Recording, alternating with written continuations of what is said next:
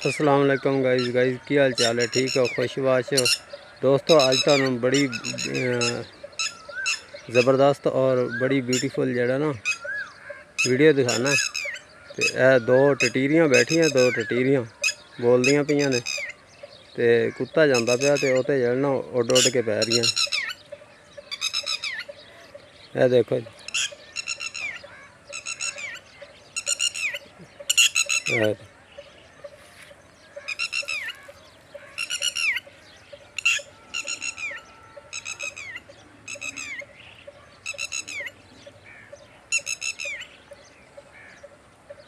कुत्ता लंघ गया तो हुण टटीरी जड़ना वो बह गई है।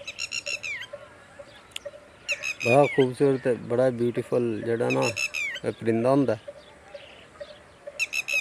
मैं जूम करके होर तुहानू करीब तो दिखाना।